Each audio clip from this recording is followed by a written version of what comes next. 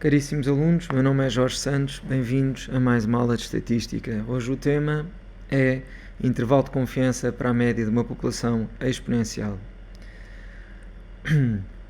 Portanto, é um tema que normalmente gera alguma dificuldade, pois nas universidades, nomeadamente nos formulários, não vem a fórmula, a dita variável fulcral, que permite fazer a montagem do intervalo de confiança. Vamos, pois, então deduzi-la. O exemplo é o seguinte: o tempo de reparação em minutos de um equipamento eletrónico tem distribuição exponencial. Os tempos de reparação observados numa oficina para reparar 9 equipamentos, portanto estamos perante uma dimensão da amostra pequena. Os tempos de reparação dos 9 equipamentos que foram aleatoriamente selecionados foram 1,7 minutos, 9 minutos, 3, etc, etc, até 6,1 minutos. A importância da aleatoriedade é grande, pois faz com que as observações sejam independentes umas das outras. Portanto, termina o intervalo de confiança a 95% para a média da população. Portanto, vamos então começar o nosso trabalho e, nomeadamente, vamos definir a nossa variável aleatória, portanto, o nosso x, certo? Há de ser a variável aleatória, tempo de reparação em minutos de um equipamento. Tempo de reparação em minutos de um equipamento. Desculpem lá a letra. Muito bem, eu sei que o x, segundo consta, provém de uma população exponencial de parâmetro lambda. Ok? Vamos utilizar o parâmetro lambda e vamos esclarecer, portanto, o que é o lambda, definindo então a função densidade. Portanto, não nos podemos esquecer que a distribuição exponencial é uma distribuição contínua e então, portanto, ela tem uma função densidade e a sua função densidade, vamos descrevê-la, função densidade é dada em função do parâmetro lambda da seguinte forma: fx dado lambda é lambda é levantado a menos lambda x, e esta forma de definir a função densidade faz com que a média, μ é a letra grega que universalmente é aceite para a média de uma população, portanto o valor esperado de x é μ, mas no caso desta forma de identificar a população exponencial, a média é 1 sobre o parâmetro lambda. Pronto, fica só aqui a chamada de atenção que em algumas universidades utilizam o parâmetro beta, que é 1 sobre lambda, só que nós não vamos proceder desse modo, portanto vamos simplesmente continuar a utilizar 1 sobre lambda. Ok? A população exponencial tem uma característica: o x é sempre, portanto, positivo. Ok? Portanto, não tem valores negativos, por isso é que o tempo não é negativo. Ok? Muito bem. É uma das aplicabilidades da distribuição exponencial, de facto, é o tempo de vida, o tempo de reparação, etc. Ok? Portanto, por ser sempre positivo o tempo. Tem outras aplicabilidades, como é óbvio, mas é das mais utilizadas, terá a aplicabilidade no termos de quando estamos a fazer a medição do tempo, como variável contínua, claro.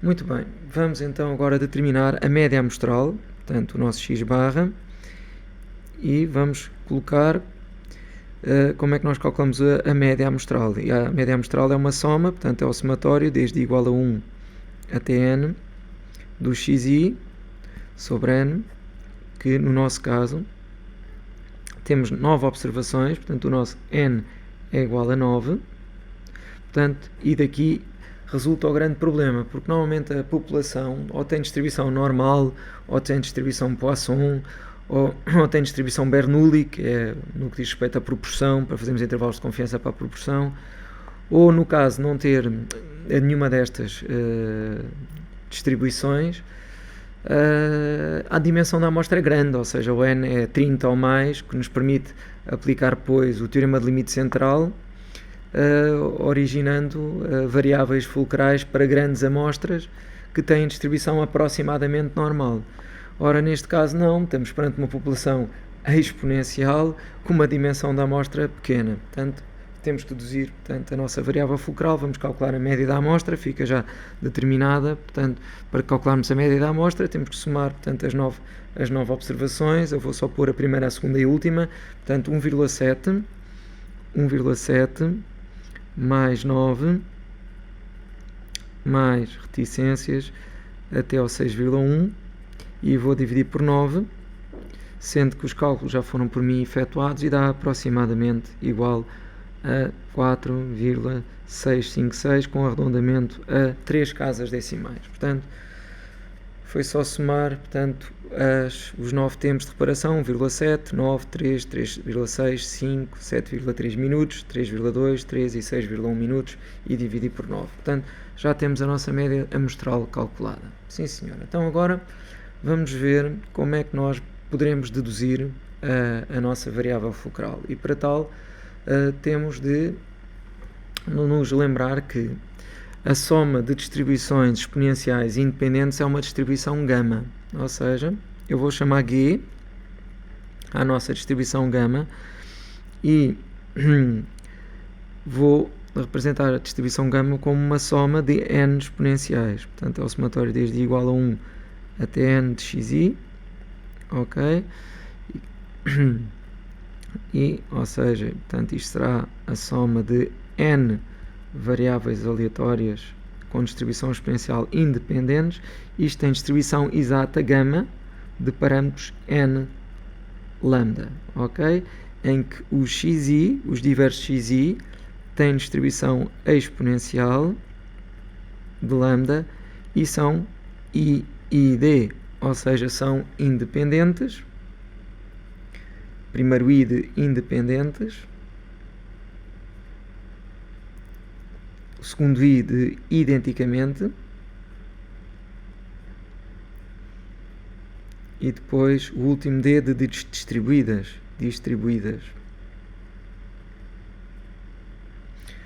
Ok. Que são independentes, nós sabemos porque a amostra é aleatória, como consta do enunciado. Portanto, cá está os 9 equipamentos, o tempo de reparação é independente. Portanto, os tempos de reparação são independentes uns dos outros porque são 9 equipamentos selecionados aleatoriamente. Serem identicamente distribuídos, todos provêm da mesma população, portanto, tem a mesma população Poisson. Ok. População Poisson, não, desculpem, população exponencial. Muito bem.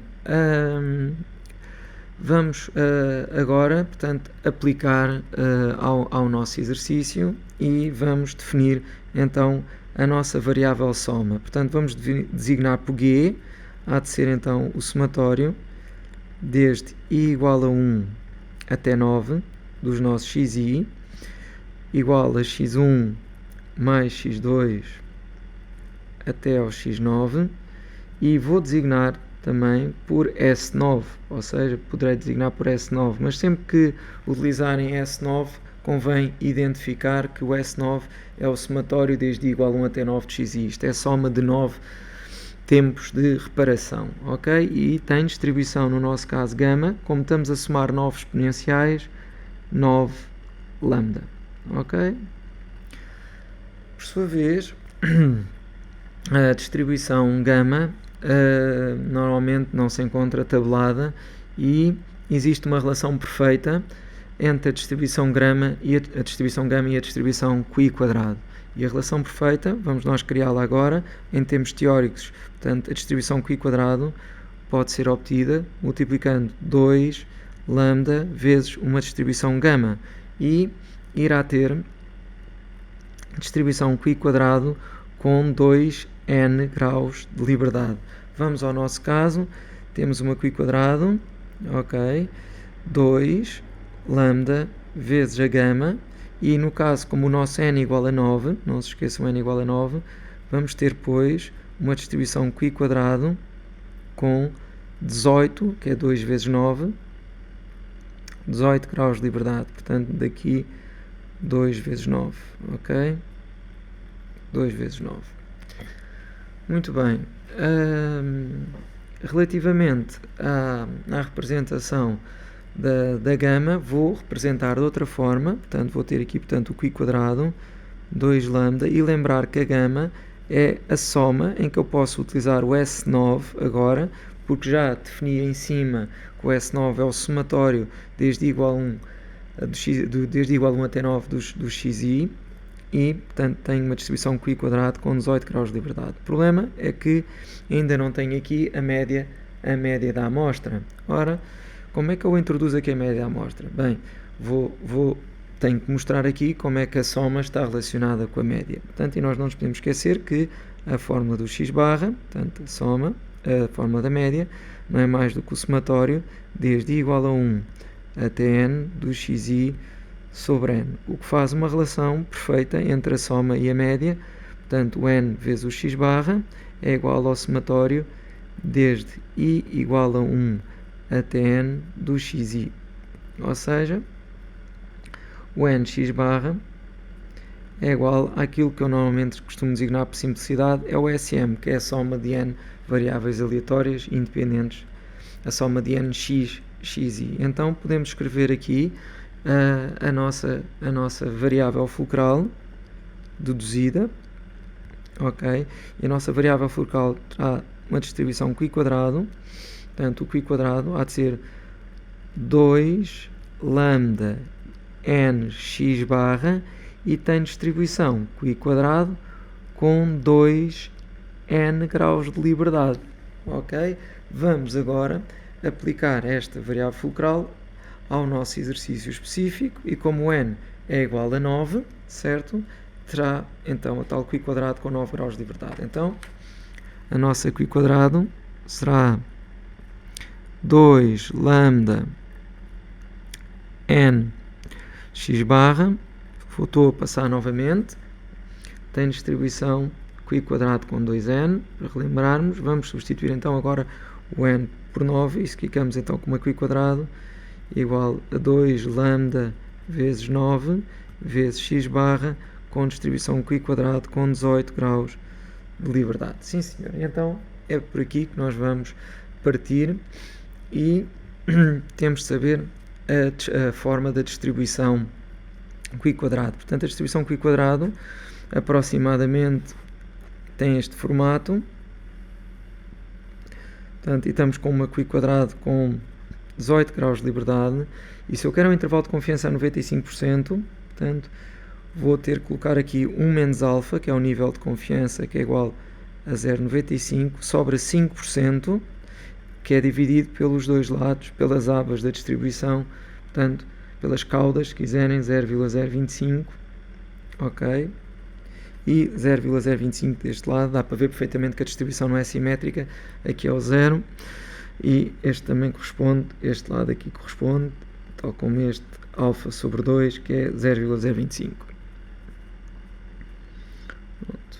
Ok? Indo a uma tabela da distribuição QI quadrado, e temos diversas tabelas. A tabela que eu vou utilizar, portanto, é esta que aqui se encontra, e esta tabela do QI quadrado dá-nos o valor do QI quadrado quando eu sei a área para a direita e os respectivos graus de liberdade. Portanto, será sempre a linha do 18, ok? A linha do 18, e a área para a direita aqui é 0,025, portanto vou pôr aqui as áreas para a direita que me interessam, dos dois QI quadrados que eu vou utilizar, portanto é 0,025, e a área para a direita deste QI quadrado que eu vou andar à procura será 0,95 mais 0,025, portanto a área para a direita, reparem, para a esquerda tenho 0,025, para a direita, daqui para a frente, eu vou percorrer uma área de 0,95 mais 0,025, ou seja, 0,975.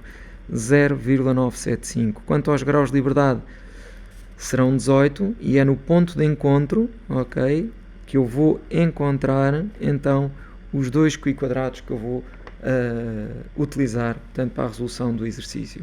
E então, do 0,975 é o primeiro, vou aqui ao 18 e dá-me 8,231, portanto, este valor é 8,231, e para o 0,025 vou percorrer também 0,025, vamos até ao 18 e 31,526, ok? 31,526 é o valor, 31,526, ok?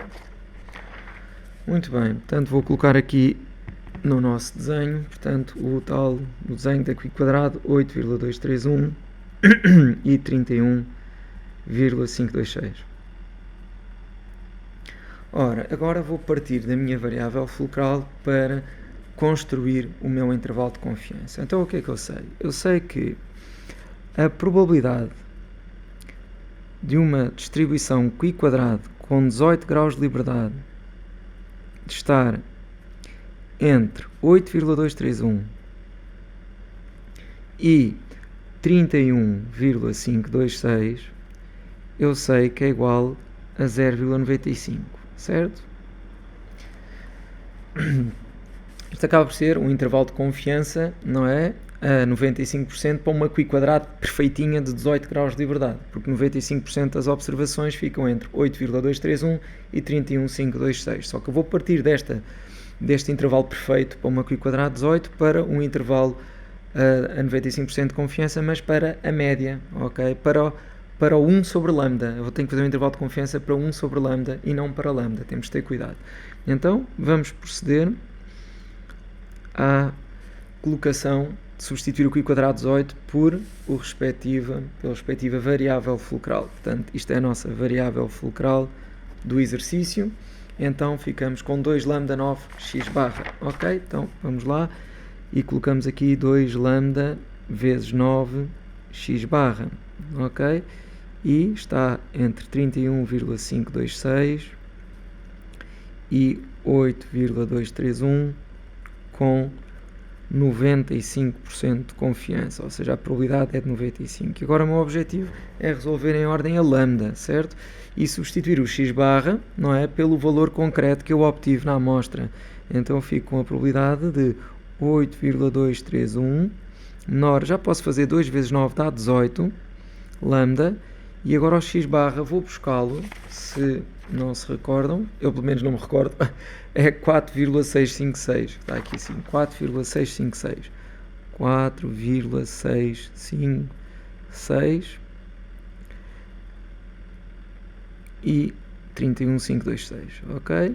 Igual a 0,95. Vamos depois, portanto, calcular então quanto é que é 18,456, portanto ficamos com 8,231, menor que, pronto, desculpem lá, vou utilizar a máquina de calcular aqui para me dar a ajuda, portanto 18 vezes 4,656 e dá-me 83,808, 83,808 lambda. Isto é em termos aproximados, porque o 4,656 foi um arredondamento também que foi feito. Ora, estamos quase a conseguir, portanto, o intervalo para o lambda. Então, fácil, o intervalo para o lambda é só dividir por 83,808 tudo. 8,231 sobre 83,808 menor que lambda, menor que 31,526 sobre 83,808. E sei que a probabilidade do lambda estar entre estes dois valores vai ser igual a 0,95. Vou fazer também os cálculos e vou colocar então aqui também 8,231 dividido por 83,808 e isto vai dar 0,098 com 3 casas decimais de aproximação e agora 31,526 dividido por 83,808 também vai dar 0,376, ok? Igual a 0,95. Agora vou inverter, ok? Vou inverter porque eu quero saber 1 sobre lambda. Ok? E aqui peço o favor e a atenção para o facto de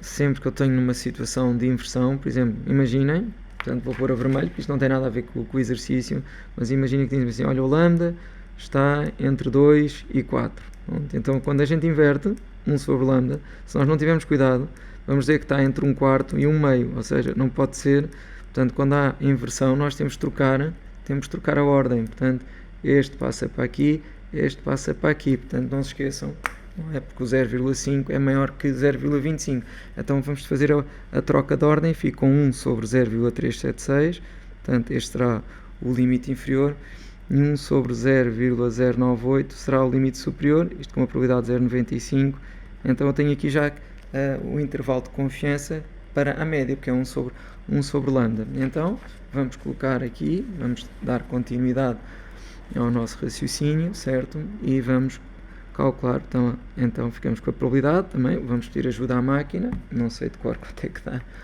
1 a dividir por 0,376, portanto aproximadamente 2,660, ponto e vírgula não, portanto menor que 1 sobre lambda, desculpem, menor que 1 sobre 0,098, 1 a dividir por 0,098, certo? E vai dar 10,204